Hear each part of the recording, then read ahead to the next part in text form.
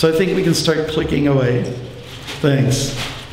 And I want to thank the devotees for starting up with the Kirtan, Shameshwari, Gaura, and everybody else.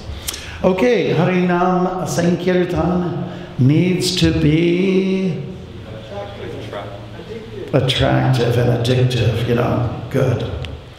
This is a very old photo from Mayapur back in the 70s during Prabhupada's time. So anyways, we move along. It's almost got a sepia effect. How can we improve? Move along. Questions? Are there standards for ISKCON Kirtan? These are important questions. Next. Why should Kirtan have standards? Who sets the standards? And a quote from Prabhupada. I would like this to be interactive, and I can ask volunteers, as long as you have a booming voice, to help us with this. Gaur, would you like to? Within these Vaishnava standards which I have put forward lies the spiritual strength of our movement. And that's from Srila Prabhupada to Sudama. So Srila Prabhupada is setting up the standards, and he is the founder Acharya. And the theme of this presentation is, let's do what Prabhupada would want, and let's take from his directions. Sometimes when you talk about standards, there may be a sense of a feeling of strictures, discipline, and that has to be there. But there's also areas where you can bend the rules slightly, and we'll get into that. We have a session today, we have a session tomorrow. We'll try to cover it all. Okay, let's move along. Who else who's got a booming voice? Billy, would you like to? In this age of Kali, practically everyone is like Jagai and Madai, but the Sankirtan movement, inaugurated by Lord Chaitanya Mahaprabhu, is still flowing like a great river, inundating the entire world. So chanting is going on. And are any of you familiar with Jagai and Madai? I think most of us are. Well, let's say shady characters. There's a few of those around. I'm one of them. All right, let's move along. Okay, this is very relevant. Look at this. Aren't we near Montreal? This is a good one. Who's got a booming voice? Ekalavi, would you like to help us? I am going to Montreal. And if I find Montreal quite suitable, I shall call you and some other students to assemble there to practice Sankirtan in a systematic way. Of course, chanting Hare Krishna does not require any artificial artistic sense, but still, if the procedure is presented rhythmically, then the people may be attracted more by the transcendental music. And that's Srila Prabhupada. Was that an impersonation of someone, or I guess that was just your voice? All right. That's my loud speaking voice. Okay. Good. The background of this is that Srila Prabhupada first came to Canada in 1968, to Montreal. And he spent some time there with 3 divine couples who were trained by Prabhupada personally. And every year, annually, the devotees have this gathering in Montreal on Labor Day weekend, and we go to the very house near McGill University. I can't remember quite the address of the place. And it's in that very spot, that location, where Prabhupada taught the devotees how to do things rhythmically and in a systematic way. Why? Because they were ready to go to the UK, to London in particular, these 3 couples as students, and Prabhupada wanted to impress the people of the UK, the people in Europe, and for that, it meant a little bit of training, a little bit of discipline, and so he gave that there. Interestingly enough, the person who lives in that house where Prabhupada did live, he's a university professor at McGill, and he teaches music. Yeah, nice guy. Beautiful, nice family. They look forward to us coming every year. So we'll move along. So this is Canada, folks. Prabhupada came to Canada and he was talking about being systematic. And the 7 purposes of ISKCON, one of the first words that come up in the 7 purposes is the word systematic. So we can think about there's standards. Systems, being systematic, I think they're all in the same, those words are in the same family. Disorganized, much, question mark. How about this? Kirtan topics, what's the purpose of it? The mood, the imperatives, the deviations, and the recommendations. Those are our topics. That's what we're going to cover. And let's move along. Why do we chant? First of all, I'd like to ask the topic before we go ahead. Is there a need? Why do we have to have standards? I'll ask you the question. Why is there a need for standards for Kirtan? Improve. What's that? Improve. To improve? Good. Yep. Because if you don't have standards, then 50 years from now, people could be chanting Any old thing. any damn thing. Yep, exactly. Yeah. Standards are there. Otherwise, things get very diluted, watered down. And when it comes to particular mantras, yeah, you can conjure up anything for sure. Ekalavya? Maintain purity. To maintain purity. It's a good one. Mm-hmm. Think about it. Yeah. Prabhupada said it's the spiritual strength. Spiritual strength, and therefore there needs to be standards. Yeah. Okay. Good. Maharaj? Following the footsteps of the previous acharyas. Right. It's necessary to follow in the footsteps of the previous acharyas, yes. Who have set standards. They are trailblazers. Right. And everything we do is standard. Coming down from through a lineage. Yes. Siddhanta Prabhu. Standards that are there as the doctor's prescriptions are given exactly. Doctor's prescriptions. Once you follow the doctor's orders and prescriptions, then you'll do well. Right. You don't have the standard on a chant, Mm-hmm. you're not going to purify yourself, you won't do well. Right. And you'll get ill, more ill than you already are.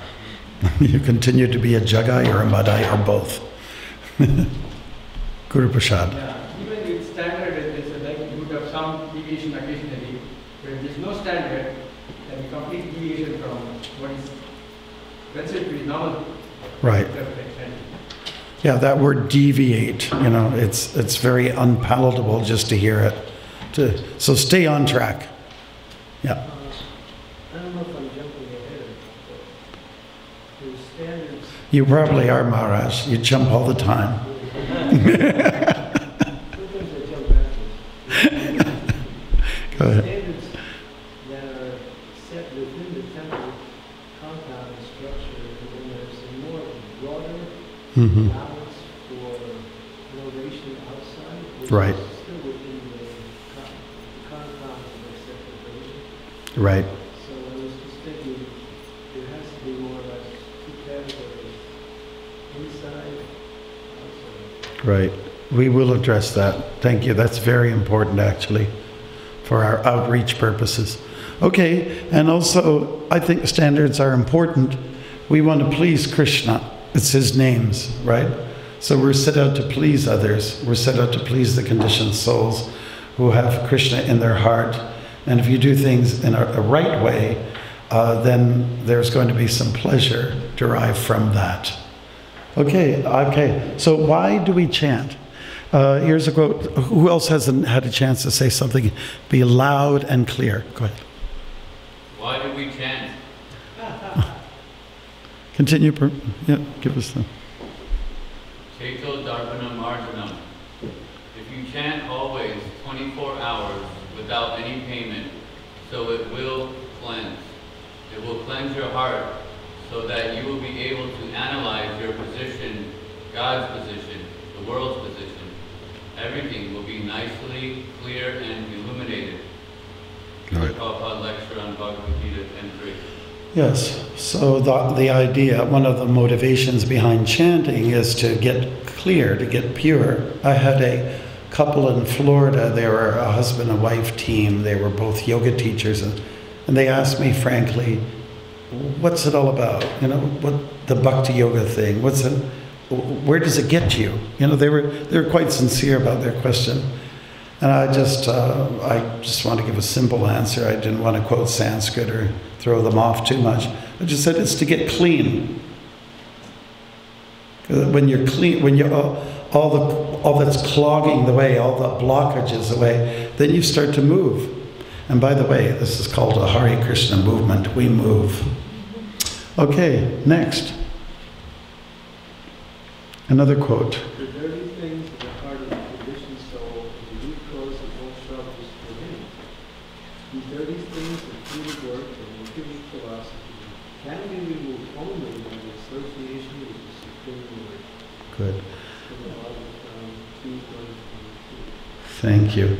And that association with the Supreme Lord comes, anybody was here for the class this morning, comes in the shape of Nam Rup, sound vibration, God in sound. Okay, move along. Okay, the relevance of chanting today. You know, some people might come across and say, well, this is just for old times. It's for old fuddy-duddies. It's for ancient times when people did chant mantras and Brahmins and Pandits were doing all kinds of rituals and samskars and so on like that. So what's the relevance of this today? Who'd like to read this? Billy, would you like to help us again? My dear King, although Kali Yuga is an ocean of faults, there's still one good quality about this age. Simply by chanting the Hare Krishna Maha Mantra, one can become free from material bondage and be promoted to the transcendental kingdom. Yes, beautiful, from the Srimad Bhagavatam, and that was actually quoted by Ekalavya this morning as well, that there's one good thing about this, the king, Shukadeva Goswami addressing the king, and that is Kirtan, Hare Krishna. Next. Importance of chanting. Who hasn't had this an opportunity yet? Actually, okay. We should give more stress in worshiping the incarnation of sound vibration, but whenever there is possibility of installing deities and strictly following the regulations of worship, we shall do this, but... Okay, and that's Srila Prabhupada, letter to Vaishnava Swami. I think that we have to become very introspective, especially the managers of our temples, and ask, are we fulfilling this need of Srila Prabhupada? Are we putting enough, investing enough energy into the kirtan process? Or are we just really concerned about getting the offerings done, making sure the puja is done, and the cooking and all these things, and scurrying around and not investing enough in people? I think that actually is the reality in a lot of places. We're just trying to get everything done for the 6 or 7 RTs a day, and then people get neglected, you know. So we need to go more for the balance here. Okay, let's go ahead. That's my criticism anyways. Importance of chanting. The essential part of our activities is to worship the sound incarnation. That's again to Vaishnava Swami, who was quite the master at projecting, you know, the sound vibration of Krishna's name. Gaur, would you like to help us with the next one? A devotee should always be very kind to the general public in instructing Krishna consciousness, because that is the only solution for getting out of the clutches of Maya. That is real humanitarian work. It's from the 3rd canto, 32nd chapter, 42nd verse purport. So again, there's a strong case that we can make about this, and again, questioning ourselves, are we giving enough time to the public? Is there enough outreach, or is it a little bit too much, you know, insular, inside?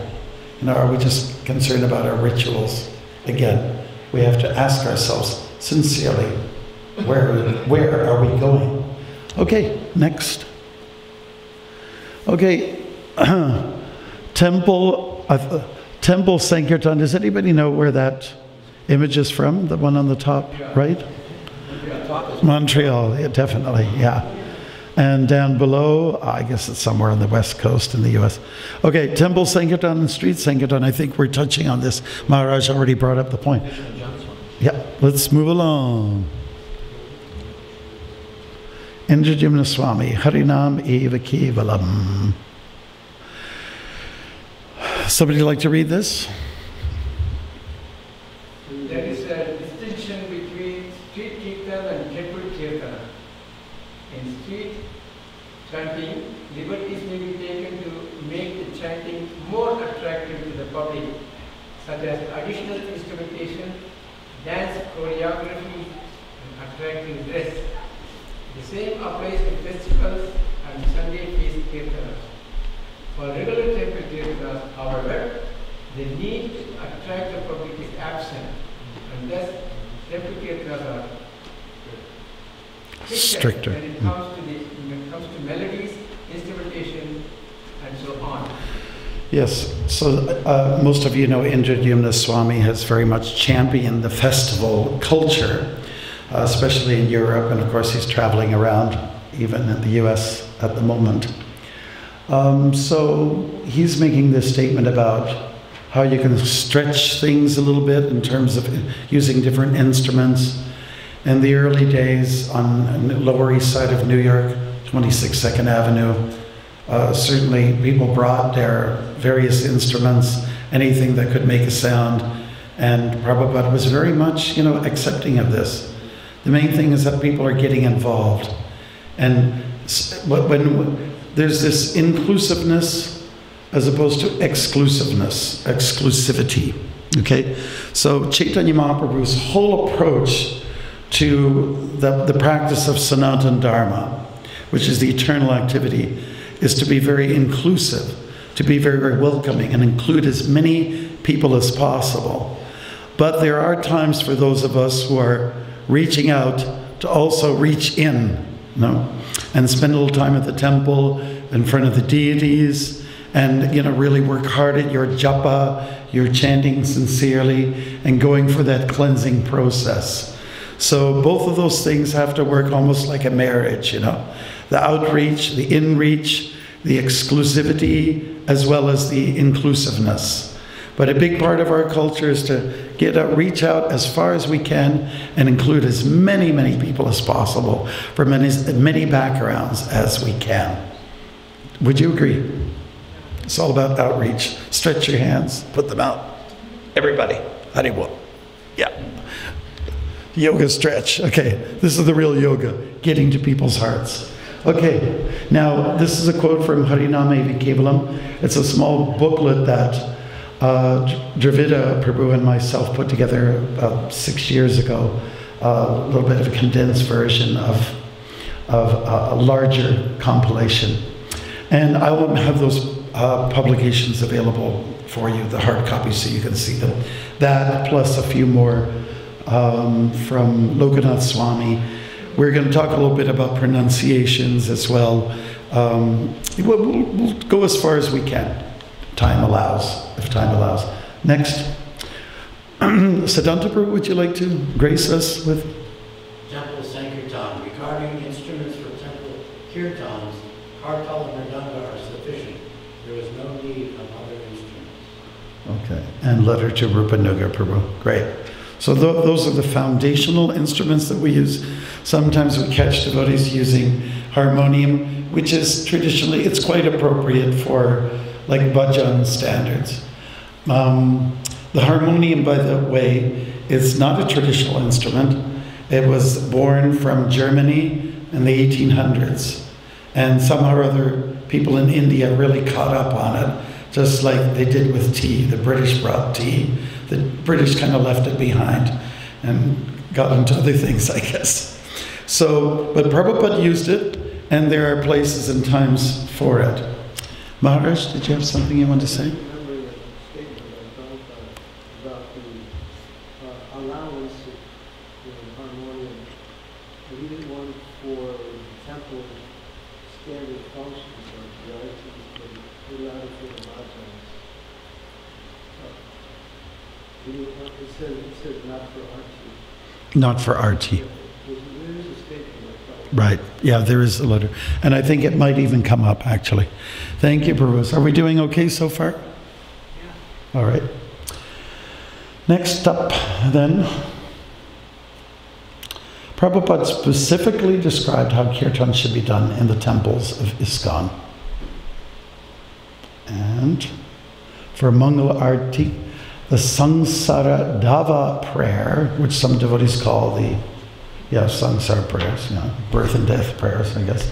Then Sri Krishna Chaitanya Panchatattva Mahamantra, then Hare Krishna Mahamantra, nothing else. That's coming, the sources, Dhanavir Maharaj. So that's what we do.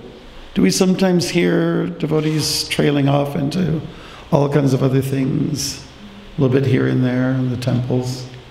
Do we hear other mantras sort of seeping in? Is that true? Can you give, those who can give testimony to that? Okay.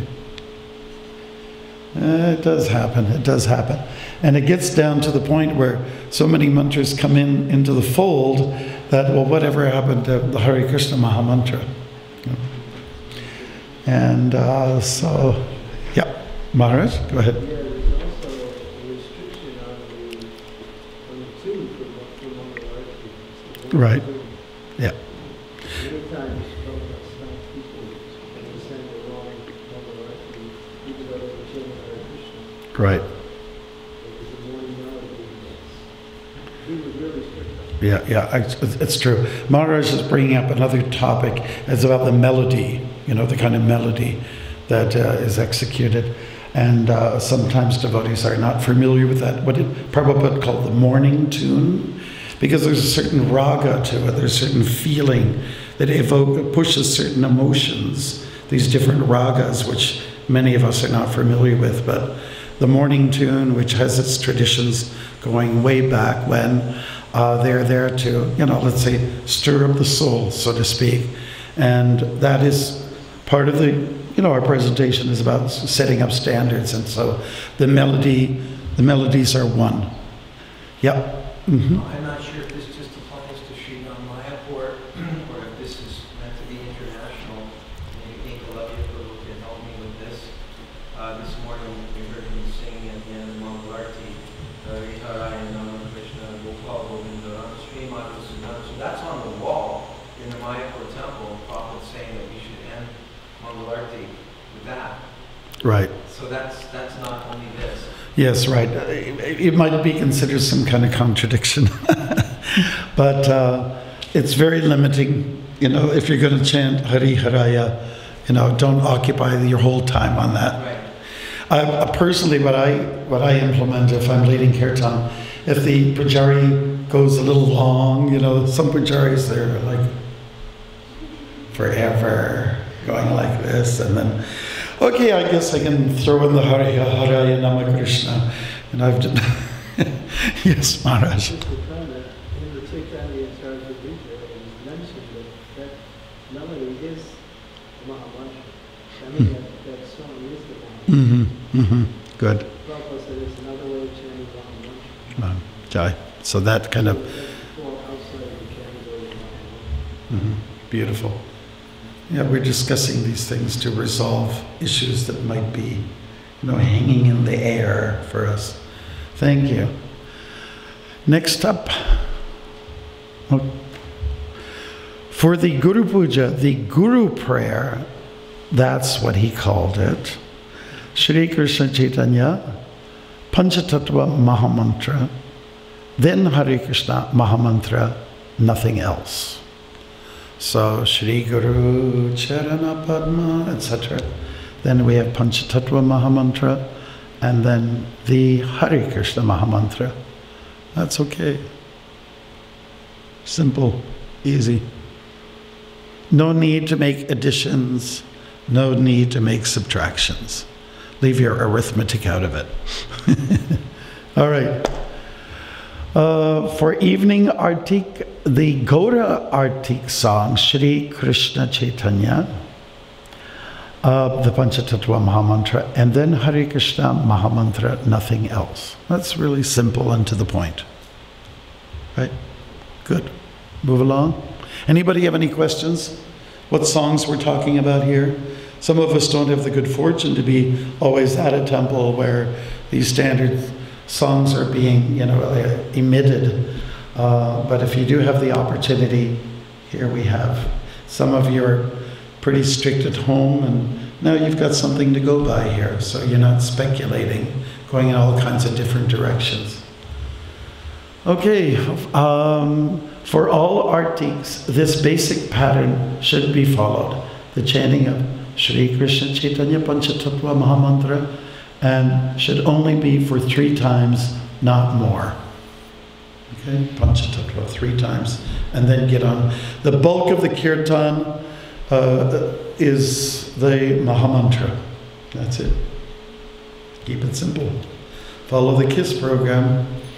Keep it simple, sadhu. Okay. Temple Sankirtan. No one should sing a bhajan unless all the devotees know what the song means. Okay, that's coming from Dhanavir Maharaj. And why would he make a statement like that? I could probably argue with that a little bit, this one here. My argument, would you like to argue that one, Maharaj? I mean, how do you know? I mean, how do you know? You have to teach the song to everybody before you start. Right. It might be a practical complication, or unless if... We're doing fine. Unless if, you've got something on the screen here and there.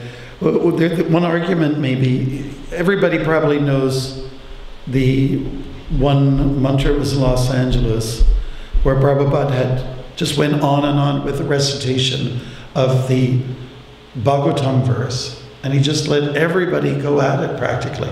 Went on and on and on. And he said, even if you don't understand the meaning of the verse, it is very purifying just to hear it. So that might be an argument against this here.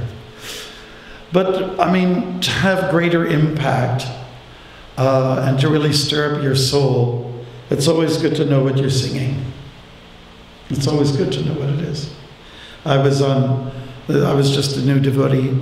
I was distributing books in front of Honest Ed's. Does anybody know Honest Ed's in downtown Toronto? It's an iconic place. And they took it down. They've taken the whole, store down. So I met somebody, a couple of Christian people. They were speaking in tongues. And, which sometimes Christians do. And I asked them, well, what does it mean? Well, they just become befuddled. They don't know what to say. And then I gave them a verse from the Bhagavatam, Padam Padam Yadvipadam Natesha. I gave the whole shloka. And I can tell you what it means. So there's greater depth in chanting if you understand the definition behind the words, isn't it? Yes, Maharaj. I know what Dhanavir Maharaj is saying. And he was taking a quote by Prabhupada, and Prabhupada said, one should try to enter into the meaning of the song. Mm-hmm. He said that a few times before he introduced the bhajan. Mm-hmm. But it's just not, doesn't seem to be practical in every situation. Right. It's just a mood that Prabhupada wanted to, but it wasn't like he added to it. Mm-hmm. Yes, so Srila Prabhupada encouraged us to get familiar with the songs of the acharyas and to capture their mood, their spirit. So for that, you go for the translation. And, that's basically where we're going. Yes, Gaura Prabhu. Yeah, I remember this quote. This is actually from Prabhupada himself. Dhanavir Maharaj was paraphrasing. There was some program, and one devotee was chanting some mantras or some bhajan, but he was the only one that knew the lyrics.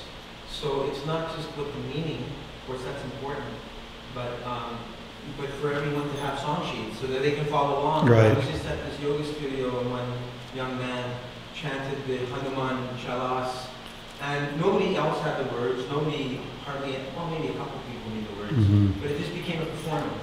Right. It wasn't actually a kirtan where people could participate. Yeah, we appreciate what you're saying, Gaur.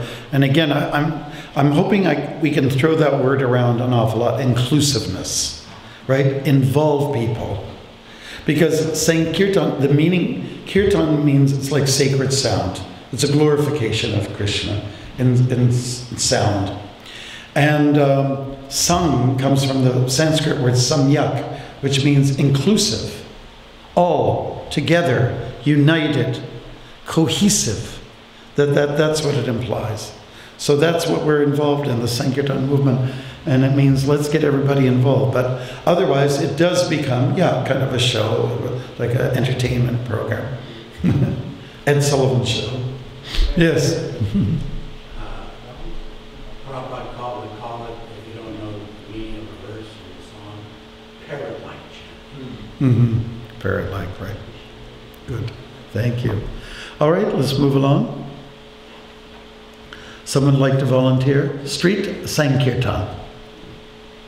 People in general can be reached very well by the distribution of our literatures and by the propagation of Sankirtan in the streets.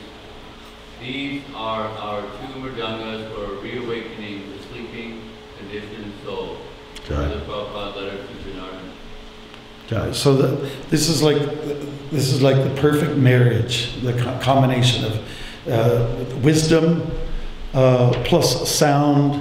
And of course, if we can throw something, not to contradict what's there, if we can also throw a few samosas in there that are offered to Krishna, that would really be nice. These three, almost like a three-pronged system, is what Sankirtan, the Sankirtan movement is all about, especially highlighting the books, the literatures, and the holy name. Chai, we'll move along. Okay, the most important aspect of our preaching is kirtan. Induce the people to chant, that is the only thing. Then everything else will follow. Letter to Kirti Raj. Move along.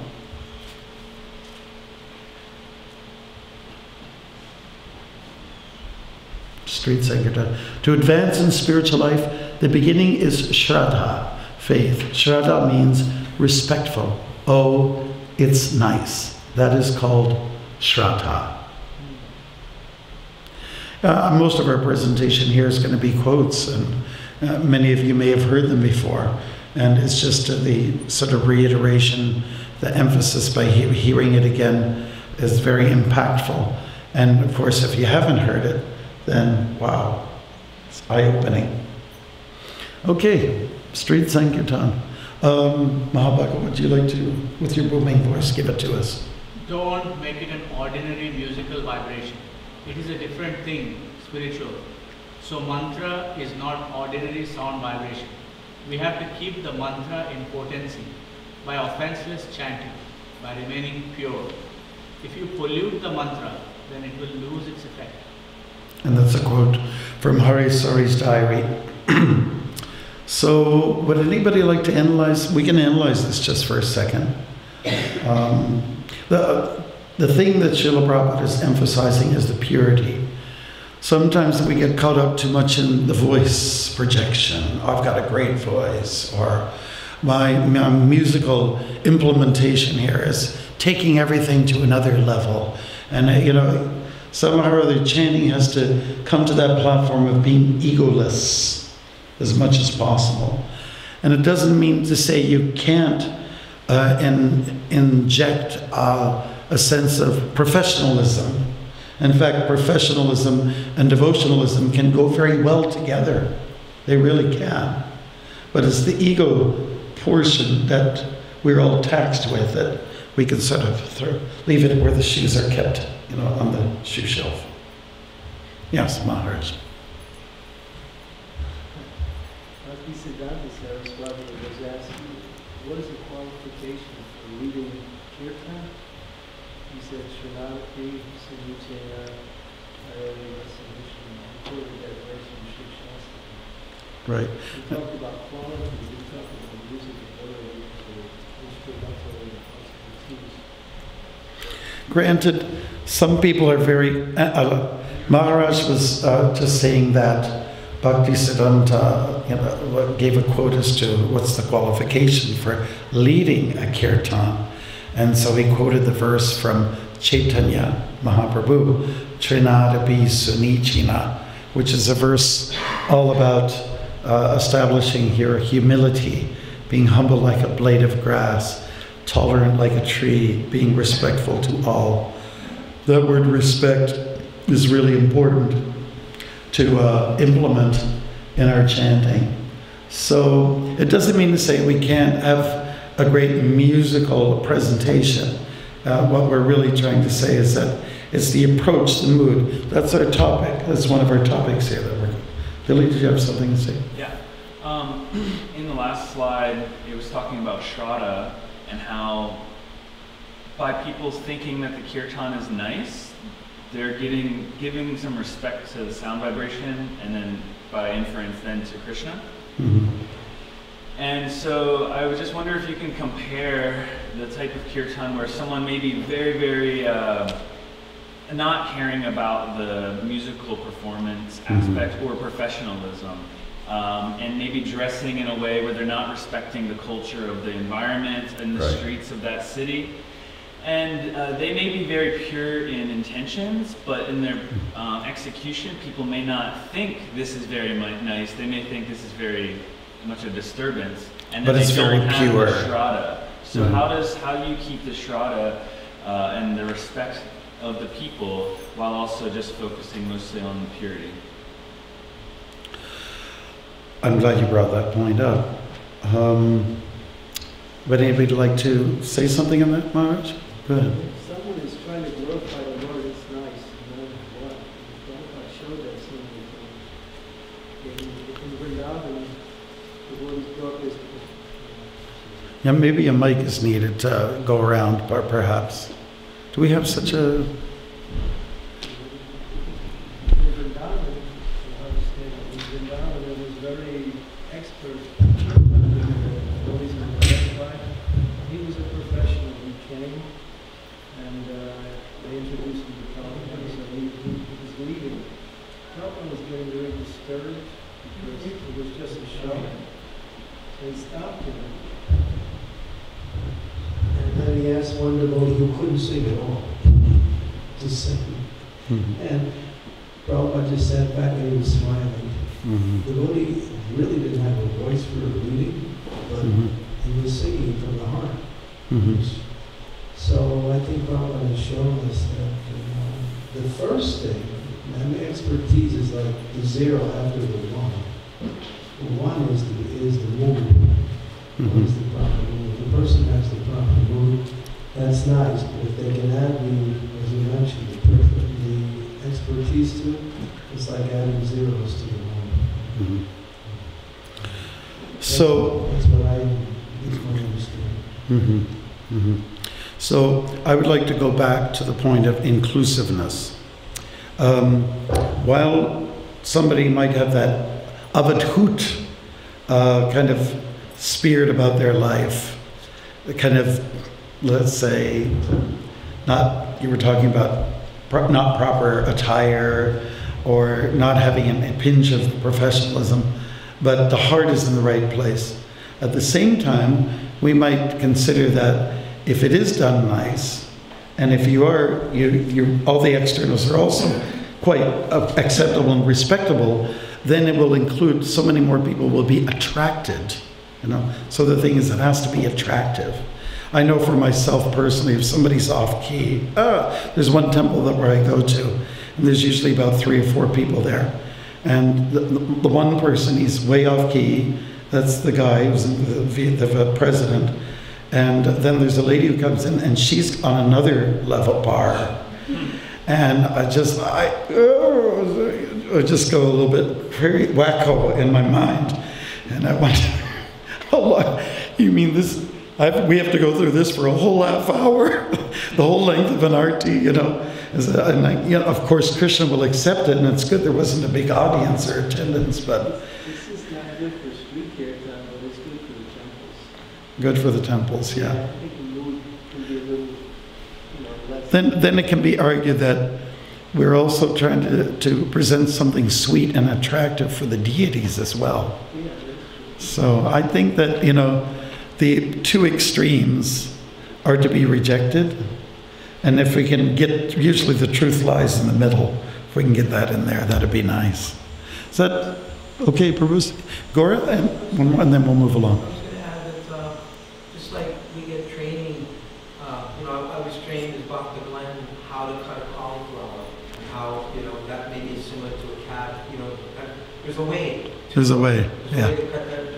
These things are learned. Yes, yes. Similarly, as a younger boy, I was in a voice choir, and we learned, okay, you've got an alto, he's got a baritone, he's a soprano, he's a tenor. Right. You understood what your range was, and you learned how to hear the note in your head. So I'm saying, this is my own idea. People they can get voice lessons. Yes. I mean, Oh, yeah. everything's on YouTube these days. Yes. Actually, Gora, I'll be honest with you. I've told a few people, you should take some voice lessons. You know, your devotion is very strong, but it would be enhanced if you take some voice lessons. You know, they're there. People are there for that. You know, they are there. It's just like when you're cooking a subji, you don't just pick up any spice and throw it in the pot. I know some people who do. You know, with the devotees, anybody know the history of when the Bombay temple was open, or before it was open, and the struggle the devotees went with, what they had to deal with at that? Prabhupada said, get some lawyers, call the media, you know, get help in areas where people are expert in those fields. So the worst thing is that if somebody's off key, they're tone deaf, and you tell them and they deny it. It's like, you're like an alcoholic who doesn't want to admit it. Yeah, but I mean, it's hard. They are tone deaf. They don't know the difference. No, they don't. So therefore go. So therefore go and get some help, but take some advice, you know, take some advice. To make it sweet, the whole idea is to make it sweet. It has so many descriptions of chanting, it's like honey-like, right? Or molasses, you know. It flows, kind of nice, flows slow and sweet, you know. So it's okay to go in that direction. And again, let's go back to the point that Prabhupada was training those three couples in Montreal to make it sound nice so that people would be attracted in Europe. So there's something to be said about being trained. Okay. All right. Let's move along then. Kirtan techniques. Would somebody like to, Krishnadas, you're one of the best. Show us your booming voice. My special instruction to you all is that you practice Sankirtan very rhythmically and in a responsive way. That means one should chant first and others should follow him. Okay. Shravanam Kirtanam, receiving and responding. That's our program. A letter to Shyamasunder. We'll move along. Kirtan leaders, something about Kirtan leaders, and next, Kirtan responders, and dancing. Okay, I think that's it. Okay, so to address the first Kirtan leaders, he must be himself or herself, let's not forget the ladies, always enthusiastic and inspire others to be always enthusiastic. Then he is real leader. Isn't it important to demonstrate enthusiasm? Lolyam, that's the Sanskrit word. Rupa Goswami puts an emphasis on that. Lolyam. We can run away with, some of you might like to learn some new words. Lolyam. Lolyam. Lolyam. Lolyam. And what does it mean? Greedy. Greedy or enthusiastic. Put the spiritual spin on it, positive spin, to be enthusiastic. So if somebody's leading and they're enthusiastic, others will be involved. Then the inclusiveness comes into play, right? What are some of the ways that Kirtan leaders can demonstrate enthusiasm? Stay awake. Stay awake? Well, that's at the very base of it, I guess. Very foundation of it, yeah. Somebody, yes? If they realize that people can't follow a tune, they can either change it or they can sing the response also, so that people can, or So would you say he's adjustable, he's pliable? No, he'll adjust to the audience, to the circumstance. That's good. Maharaj? Once in a while, turn around and face the devotees. Once in a while, turn it. Okay, like eye contact. Yeah. Eye contact is extremely helpful if you want to be people involved. Like I could also do this the whole time and talk to you guys like this. Would you like it? Probably you would, because I don't have a pretty face. But you know, the whole idea is that eye contact makes a difference. It really does. What else? You're demonstrating it right now. What else demonstrates enthusiasm during a kirtan? Cheerful, to be cheerful and not to be too intense. Cheerful. Okay, they're not into themselves too much. But they're inclusive again. Yeah. I was looking for something else, but yes. Okay, can everybody do this? This is kind of like a theater arts workshop. So put your arms up in the air like this. We're going to reach out, okay? Come down like this. Come down here, in front of the eyes. Take your thumb out here. Stretch your face. And smile. Smiling is really important. All of our deities that we have in the Gaudiya Vaishnava tradition smile like anything. And even Krishna's smiling. When Arjuna's demonstrating his depression, and he's down in the dumps, Krishna's smiling. Krishna smiles through all the worst times. So it's totally, what do you call it? It's addictive, it's, what's the word I'm looking for? Contagious. Smiling is contagious. Try it out. Look at your next door neighbor and smile. Okay. All right. So you want to go from this to this. That's what you want to do at Kirtan. And why wouldn't you? Because Kirtan, Krishna's name, it's so optimistic. We've heard it already a few times this morning. It is the thing that shines in Kali Yuga. Nothing else does. Kalera dosha. Ekalavya described, he gave definition, dosha, what does it mean? It means false. False, yeah. And anybody like doshas? I don't, so it rings. Only self-thinking is doshas. Only okay, Billy. I personally think for someone to be enthusiastic and inspire others to be enthusiastic, the person has to be, they have to be relishing the Maha Mantra themselves first. They have to be in the moment, in the present, or whatever. Yeah, you have to not just be thinking, okay, I'm doing this to inspire others only, or I'm doing this as a performance, or because it's noon RT, so I have to do this. It's true. Being in the mood of chanting, I think, is very enthusiastic to others when you smile and share it. That you have to self-impose sometimes. It doesn't always. We don't always enter into a temple room and lead a kirtan with that in mind, that I have to be very pure right now. You have to really push yourself sometimes. You really have to push it. Am I right about that? So you really have to force the enthusiasm on yourself, and once it's there, then people catch on. Okay? Hare Krishna. Siddhanta Prabhu? You've been speaking a little bit before you talked about the 6 devotees, the 3 couples that went to England. Well, I just came back from Australia and I interviewed Mukunda. He tells the story because he was one of the 6. Oh. And he asked Prabhupada, are there any last instructions that you have for us before going to London? You know the story? No. So Prabhupada told the story after Mukunda asked him a question about what are the last instructions you have for us to go to London. And Prabhupada told the story about a silent movie.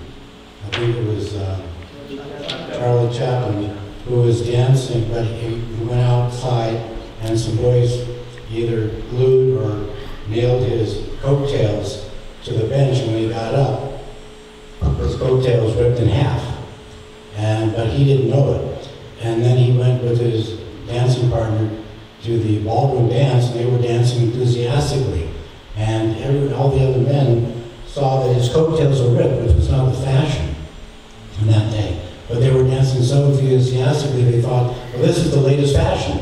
So they all started ripping their own coattails. And Mukunda told me, he said, well, I didn't know exactly why Prabhupada told me the story about this silent movie, a comedy starring Charlie Chaplin in response to his question about what are the last instructions to go to London. But then he realized that the instruction was that it doesn't matter how you dress or how you look. If you do things with enthusiasm, then it will catch on, and you'll be successful. Okay, guys, start ripping your dhotis. Yeah, I think it's well taken. Yeah, it's the enthusiasm that's important. Any other point? Any other things symptoms of enthusiasm that rub off on you? Any other thing? I think we hit good points here. Things we don't discuss usually. Yes, Ekalavya? Dance. Yeah, that's part of the enthusiasm. Yeah, Lokanath Swami, he once told me, I like to dance. He likes to do the Kirtan, I like to dance. And he said, yeah, dancing is what makes the Sankirtan totally complete. Yeah, and Siddhanta he was talking about dancing, so yeah, that using your whole body, it's the whole surrendering process. It's not just here, and we're talking about eye contact, it's not just here, but it's about everything. Raising the arms, moving the legs, making some twirls, and if we get a little time, I'd like to go through some exercise like that. And one thing I like about this space here is that it's circular, right? So you can kind of see each other, whereas most of our temples are designed in such a way that it's, you're straight looking at the deities. Has anybody ever had that experience, your first time to a temple, and you come in through the back way and you see everybody's back? It says, oh my God, what is this place? It's just people with a bunch of backs. And some of them are not, some are moving, some are not moving. What am I supposed to do? There isn't that feeling of inclusiveness. There isn't that kind of open-armedness. And after all, this is Chaitanya Mahaprabhu's this is his, let's say, his gesture. Yeah, it's like a mudra. Come on in. And then after it's about, now you're locked in. Now you're locked in for good, for life, or forever. So it's this open, like the open body expression. That's another way to demonstrate enthusiasm. It's really important. So I think that when we design temples, we can think twice about with the placement of people, how it is, how you design. I mean, we even put the chairs in a curve here so we could feel inclusive. It'd be more of a powwow feel. Yeah, Maharaj? Do we have to move that stick? Because can't we just move the mic on? It makes a lot of noise. There is a statement regarding dancing, and it says as soon as you get into the Kirtan, you actually start dancing, and you actually make an effort to dance, you start to feel happy automatically. Because the Kirtan itself is to bring your consciousness up, and you start dancing, you're actually connecting more and more with the spirit of the Kirtan. You feel happy. Good. It's actually automatic. Okay, good. You can't dance at all. Dance in your heart. It works. We're going to talk a little more about dancing. We'll get to the next topic. And let's see. Kirtan leaders. For the present, you may join Sankirtan party because I know that your presence will enliven everyone.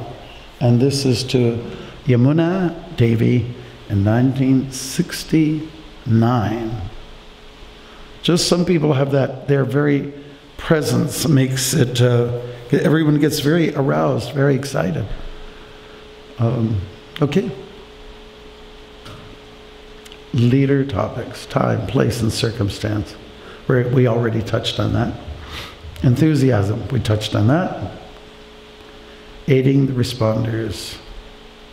Okay, and I think and respect. Just a little bit. Just a little bit. Go ahead, if not a lot. Move on. Time, place, and circumstance. Tune, melody.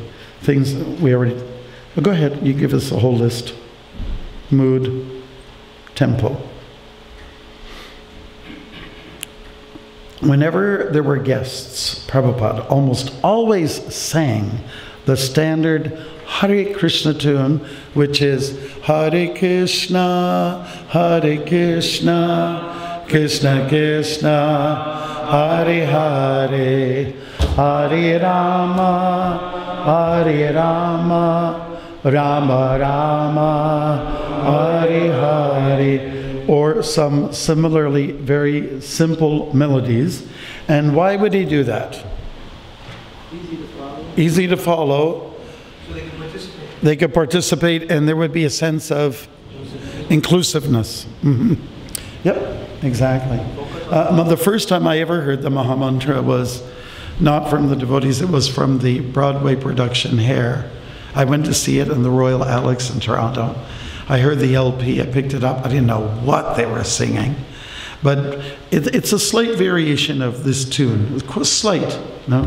It goes like this. Hare Krishna, Krishna Krishna, Hare Hare, Hare Rama,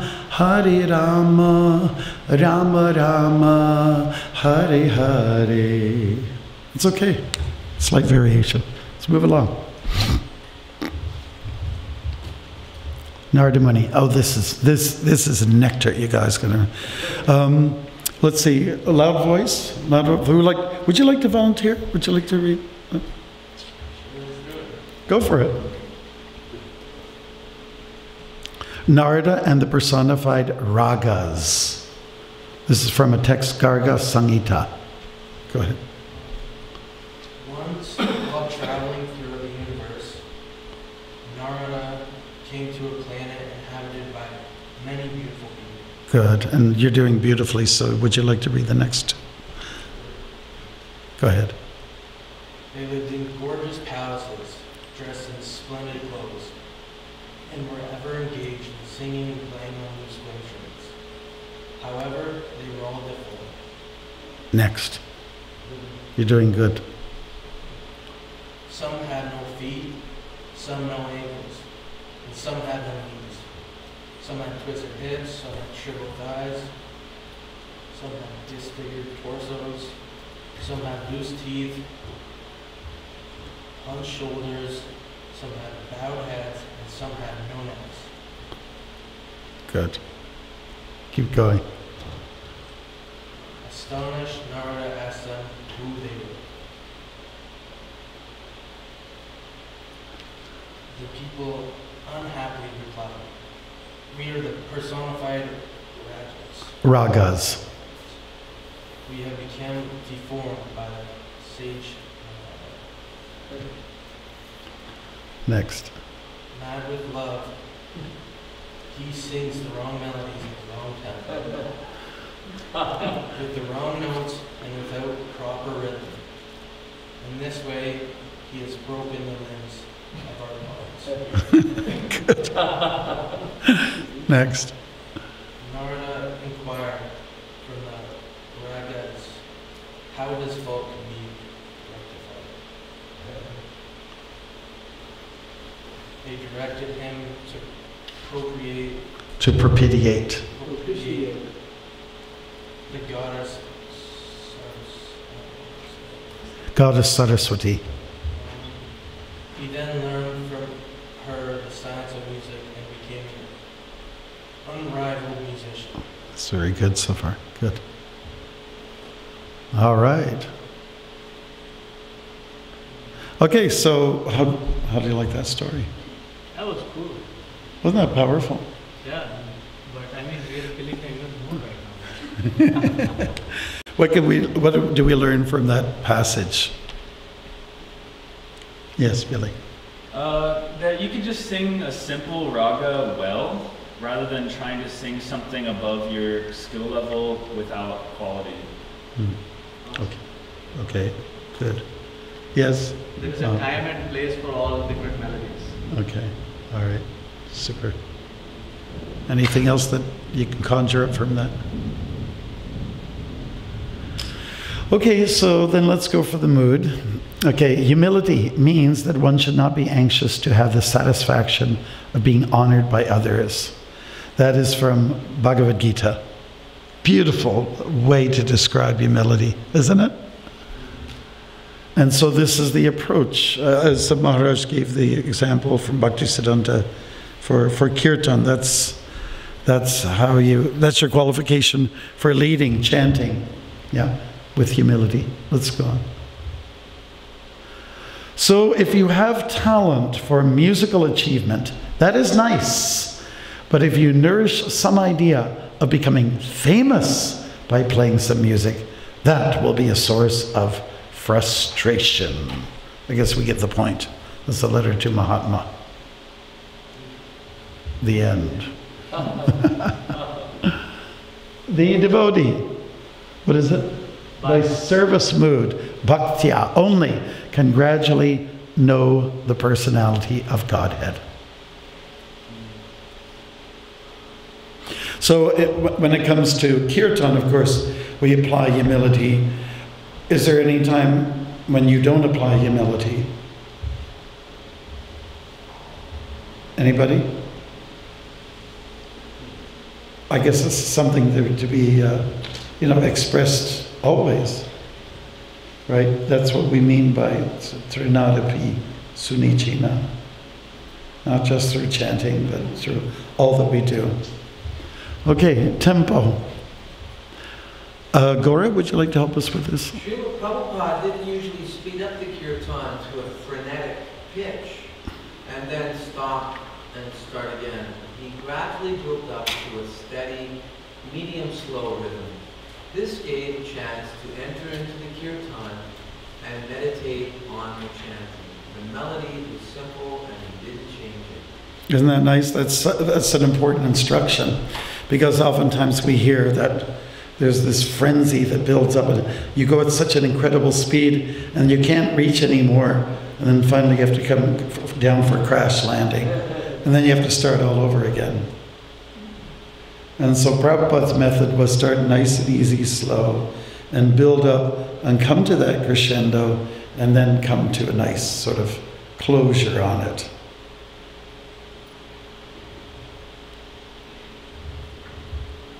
You know, the cheetah goes after, the African wildcat. He'll go and chase after his prey.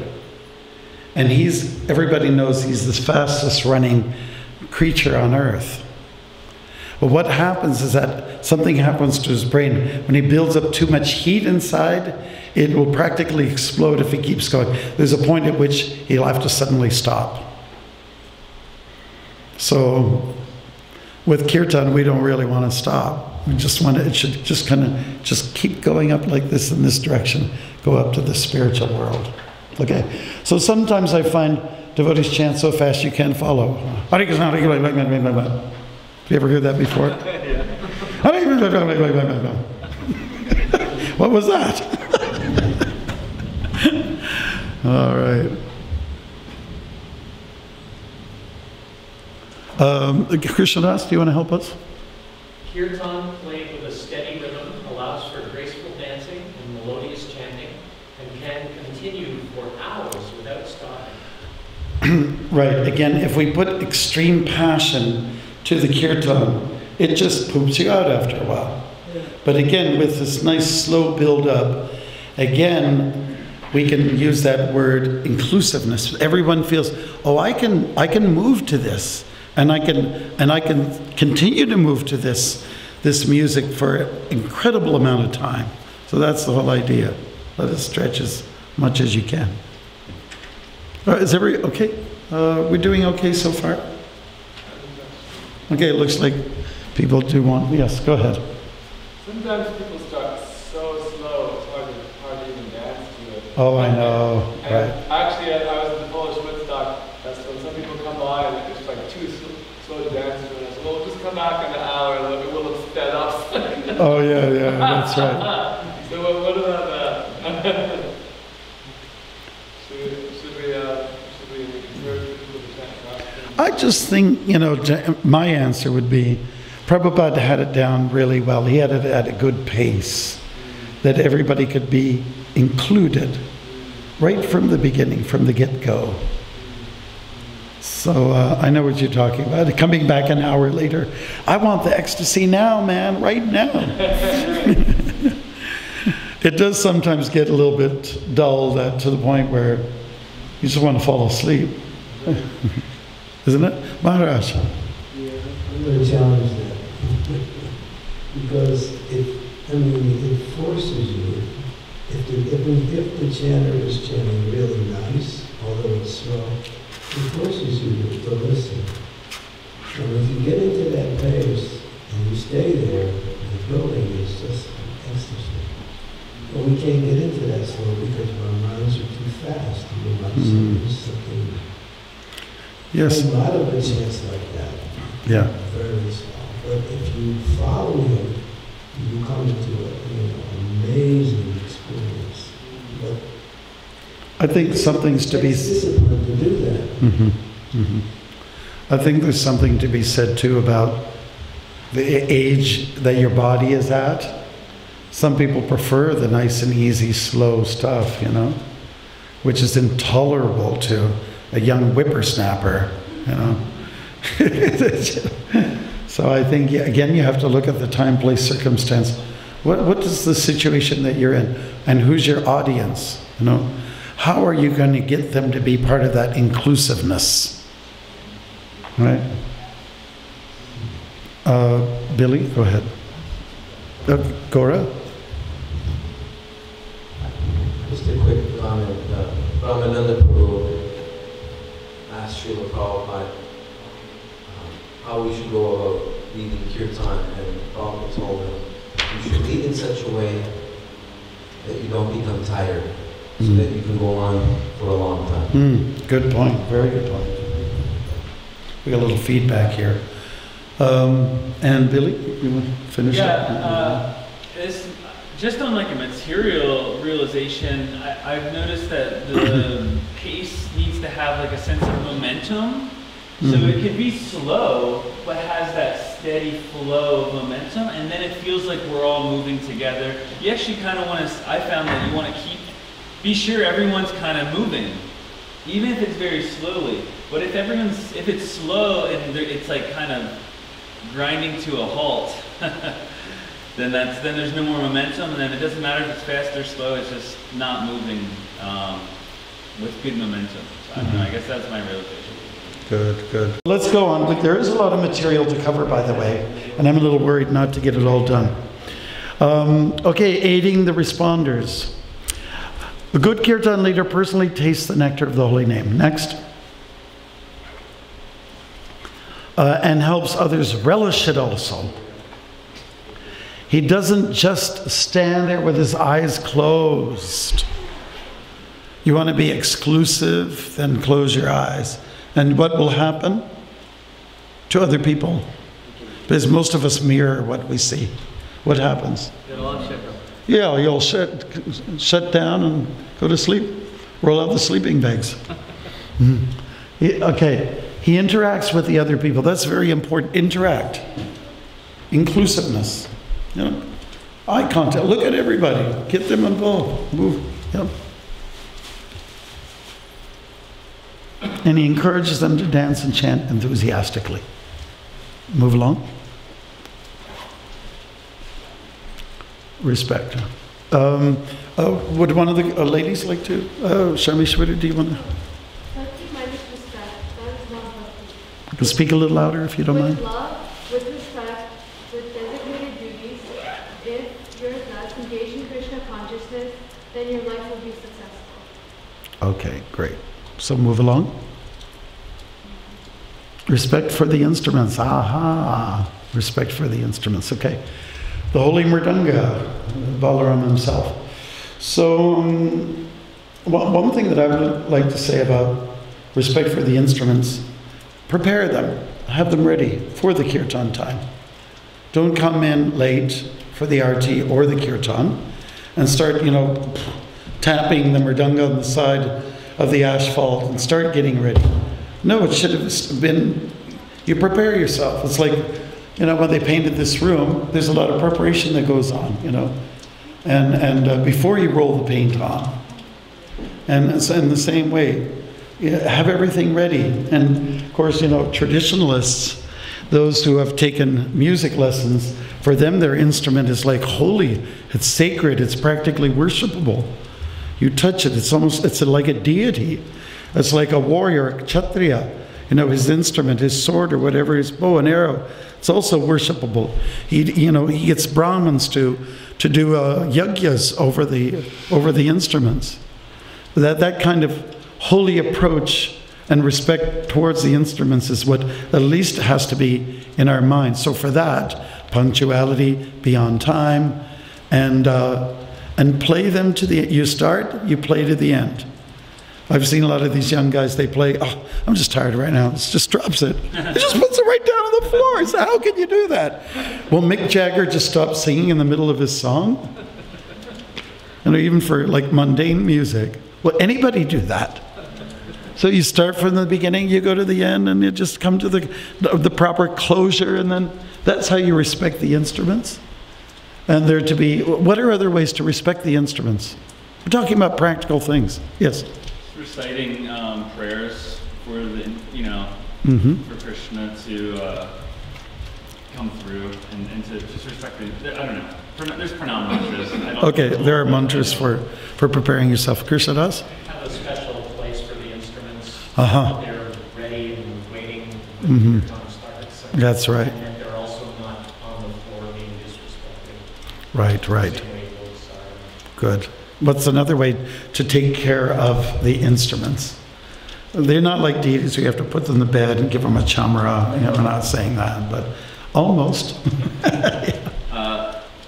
Well, like if you're driving with a mridanga in a car, you could buckle it in or something like that, so that it doesn't break because it's made of clay and very not strong. Give it a cushion, give it a bed, give it a mattress or whatever to protect it. Give it a case. Yeah.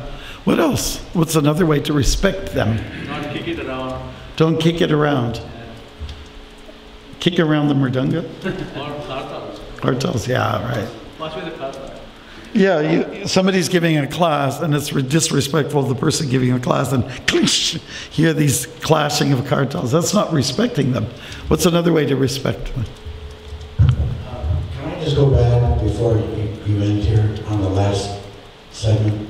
I don't mean to get off topic, but well, I want your opinion on this mosh pit dancing, and where the focus seems to be on the dancer, and they forget about that we're doing this for Krishna.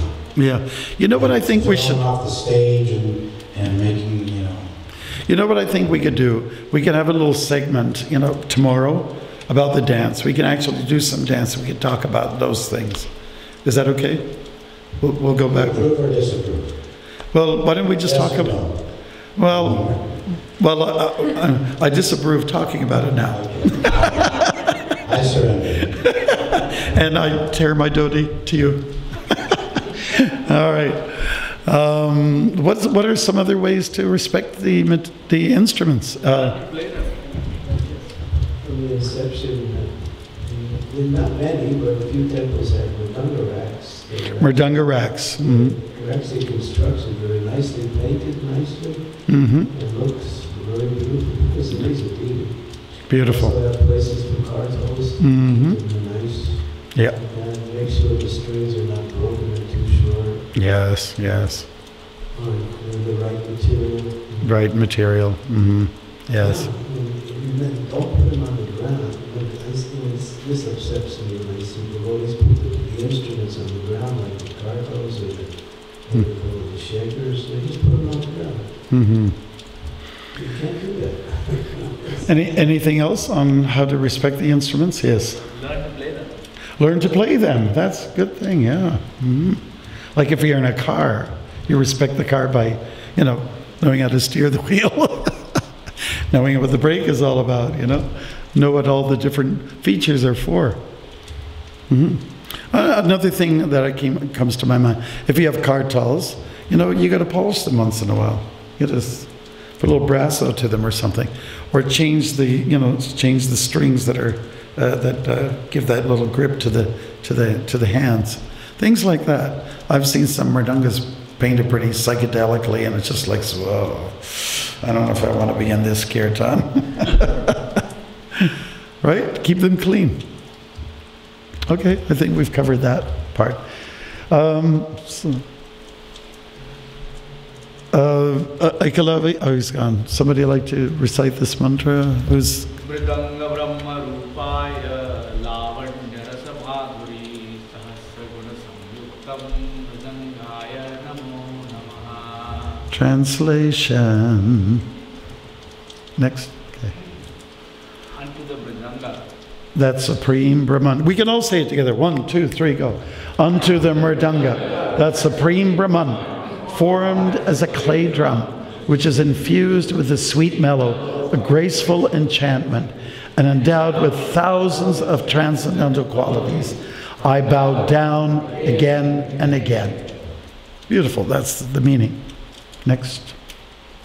The instrument area should not look like this. I think Kershadas was talking about that. Next. Responder topics. Okay, I guess it's 12 o'clock, and we'll talk about these things tomorrow.